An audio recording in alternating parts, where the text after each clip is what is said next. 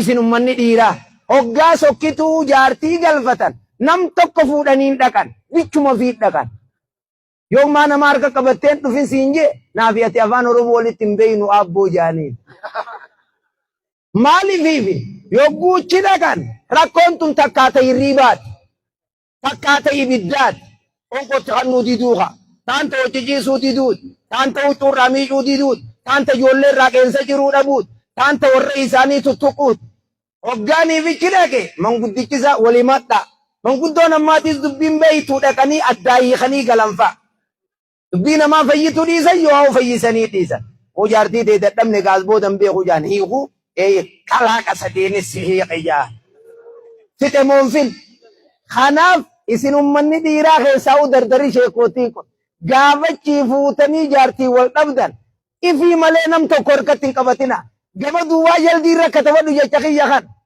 hin agartu kitaaba keessaa waan hin amma dubbadhu kan gama duwwaan naa katabattu Usmaan maal jeeji imaama sigala wani hin jiru kun kanaaf yaa hawwan kiyya manguddichi wajjiin dhaqe kuni dhageemi dubbii jaartii isaa galee bar jaartiin ibaluu fiifu sahaleelle dadhabee bar jaa onqootiin kannitu bar maalitti maqaan kan kee ganda guutuu keessa walgee kanaaf waa'ee ilmaan diinirra guddisuu waa'ee bultii haadha abbaa fi guddisuu jaartii fi kabajuu jaarsa fi kabajuu kuni shari'aatiitu gartee itti nu ajaja hedduu keessa deemuullee hin fedhu ganamaan armatti baatanii warra diin jala deeme rabbi nu haa godhu namni hiyyeeyyii fi dubartii miidhu guyyaa qiyaamaa galanni isaa ibidda jee nabiin alayhi salaatu wassalaam isin ummanni dhiiraa dubartii akkasiif irraa eega isin ummanni hawwanii abbaa manaa haqaf irraa eega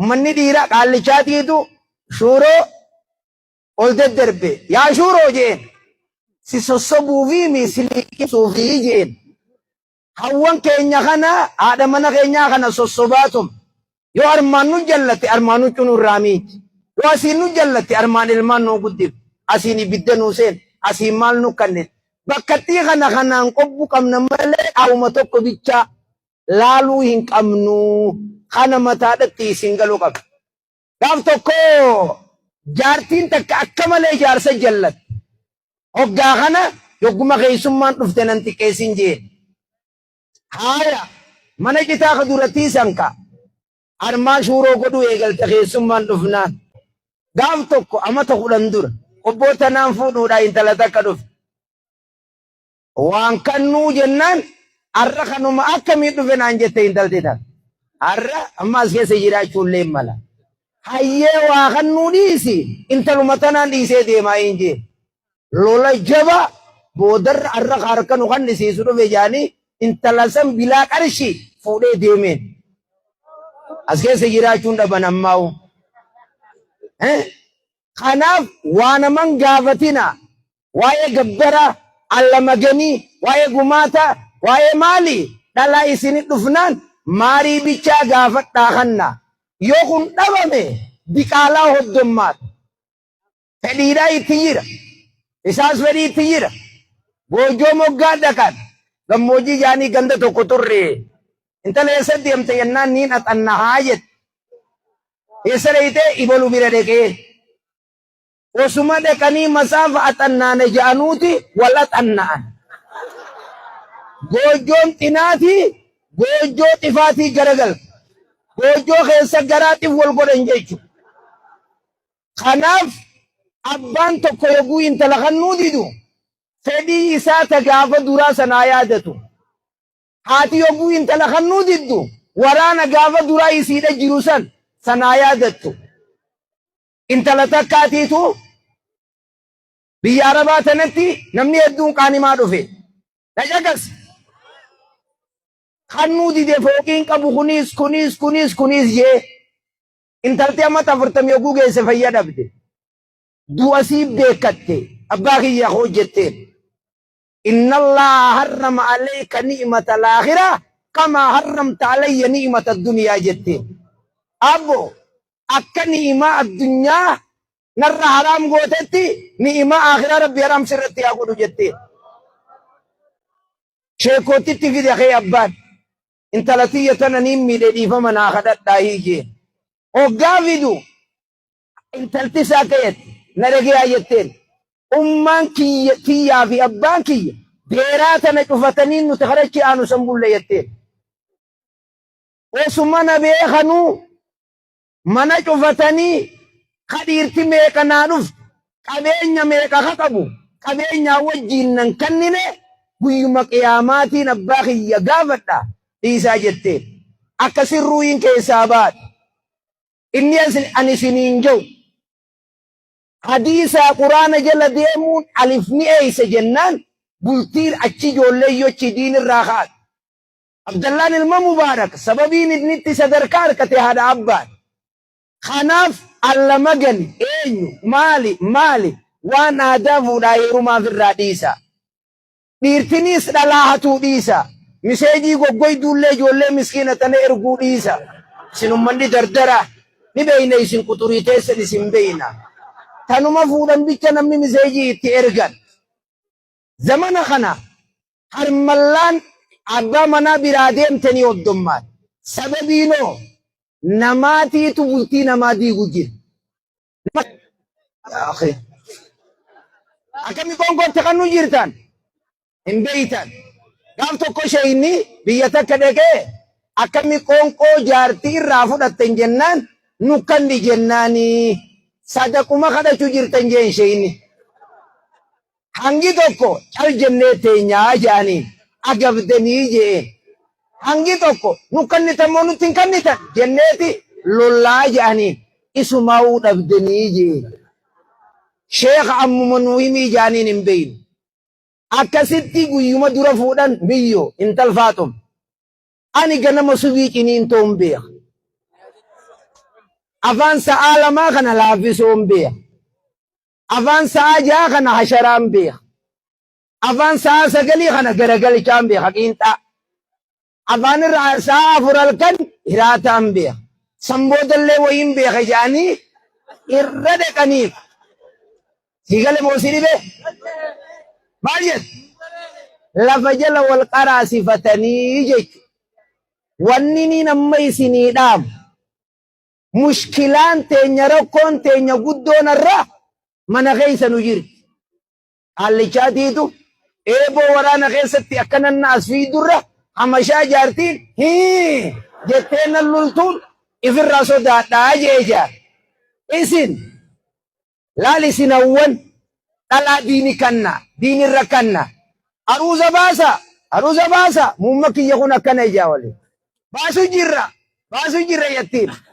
daawaadhatti godhu jirtan gizeessan wanni isin gizeessan jechuun jirtan maal gurbaa namaa garaa ifin garsiisin kana taati dawaa itti godhu jirta gurbaa namaa garaa ifin garsiisin intalti dhufte yogguu inni nun gadha jeesidi kana gootee jira mismaar teemire gizee intala gabbaasa huccutti haa'u jir haareetti haa'u jir huccuu fitinaa teessanitti haa'u jirta kanaaf bultiin manaa fooyyeedhaan dilli sheekootii kun haadha isa dhaltee duuba jira haadha isa qaraasiftee duuba jira isin niis dhaltanii niis oomishu jirtan sadarkaan teessan guddo bakkattii kana gallaallee abbaa manaa biraa deemuun hin ta'u hoggaa ka'ee namni haadha manaatii wallolee gandoorra isaanii dhaqe dhalaan lafee qabdu himadhu yogguu jaaniin watakka nan goone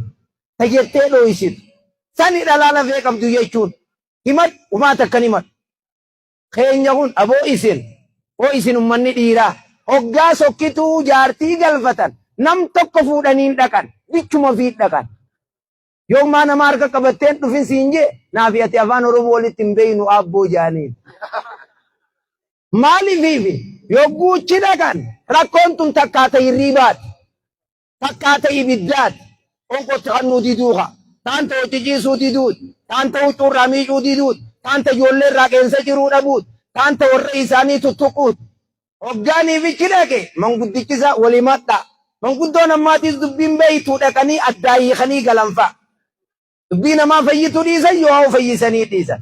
Hoo jaartii ta'e dadhabne gaas boodan beeku jaan hiiku kalaaqa sadeenis hiiqiyyaa. Fixe moonfin. Kanaaf isin ummanni dhiiraa keessaa dardarii sheekootii gaafachii fuutanii jaartii wal dhabdan ifii malee nam tokko harkatti hin qabatina. Gama duwwaa jaldii irra katabadhu jecha kiyya kan. Hin agartu kitaaba keessaa waan hin amma dubbadhu kan. Gama duwwaan naa katabattu Usmaan maal jeeji imaama. Siigala wanni niin jedhu kun. Kanaaf yaa hawwan kiyya manguddichi wajjiin dhaqe kuni dhageemii dubbii jaartii isaa galee bar jaartiin ibaluu fiifu saaleellee dadhabee bar ja'a. Onqootiin kannitu bar maalitti maqaan kan kee ganda guutuu keessa wal ga'e. Kanaaf waa'ee ilmaan diinirra guddisuu waa'ee bultii haadha abbaa fi guddisuu jaartii fi kabajuu jaarsa fi kabajuu kuni shari'aatiitu gartee itti nu ajaja. Hedduu keessa deemuullee hin fedhu ganamaan armatti baatanii warra diin jala deeme rabbi nu haa godhu. Namni hiyyeeyyii fi dubartii miidhu guyyaa qiyaamaa galanni isaa ibidda jee nabiin alayhi salaatu wassalaam. Isin ummanni dhiiraa dubartii akkasiif irraa eega. Isin ummanni hawwanii abbaa manaa haqaf irraa eega. Ummanni dhiiraa qaallichaatiitu shuuroo ol daddarbe yaa shuuroo jeen. Si sossobuu fi miisiliqisuu fi jeen. Hawwan keenya kana haadha mana keenyaa kana sossobaatum. Yoo armaan nu jallatte armaan nu cunurraa miiti. Yoo asiin nu jallatte armaan ilmaan nu guddif. Asiin ibidda nu seen. Asiin maal nu kanneen.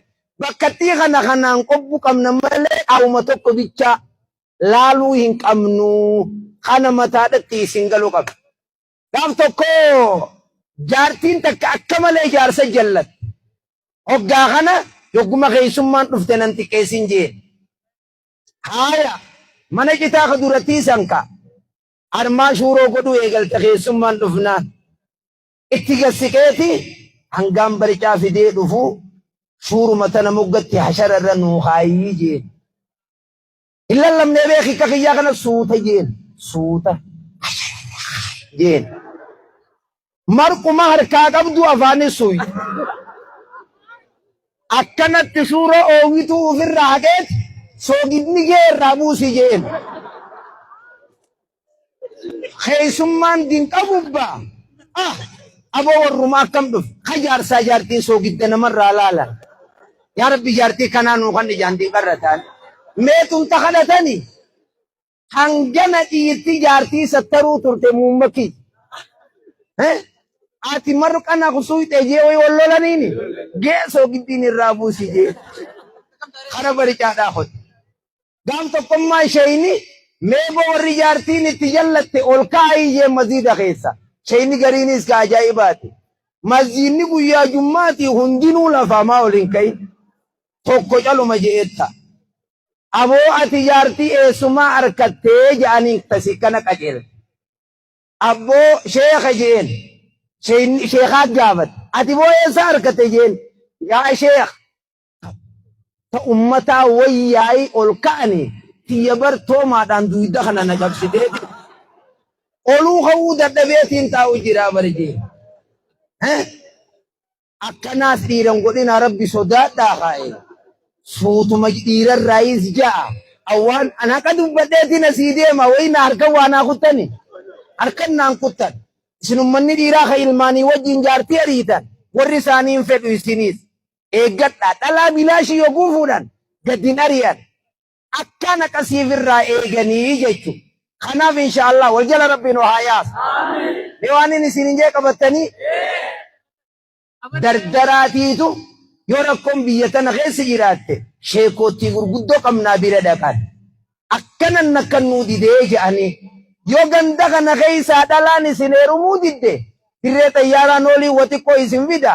Noolii teeta gaddeemmaa taakka maarii qarshii 52 noolii ta'u oliin deemmattu 3 meeqa olirratti qarshii 250 qarshuma 250 qabattee dhuftaanaa siiqan wal taanee yoorri taatayyo maasha Allah ati eenyu si fuudha duwwa sanboot yogguu dardarri qobboo kun akka jiruun dhufe eenyu isin fuudha.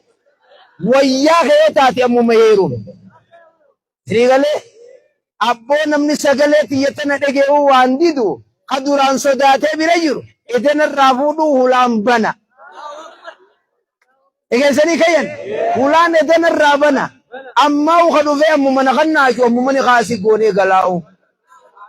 Kanaaf dhaamsi isinii dhaamnu fuudhaa heeruma eeggadhaa, barnoota jabaadhaa, shirkii, bida'aa waan guyyaa keessaa dhufe eeggadhaa. Darasoonni kee, sheekoonni kee waan maqaa guyyaa keessaa dhufe waliin laxafatanii waliin wal jibbuu, wal aarsuu waan sanirraa illee ifeegaa jaalala isaa Rabbiin haa kan. Qaalichaatiitu jalteessaa nuubana keessaa fuudhi jennaan ijuma keessaa baasee harkarra kaa'ee giseen jarjarammee abbaa keessa laallataa jee.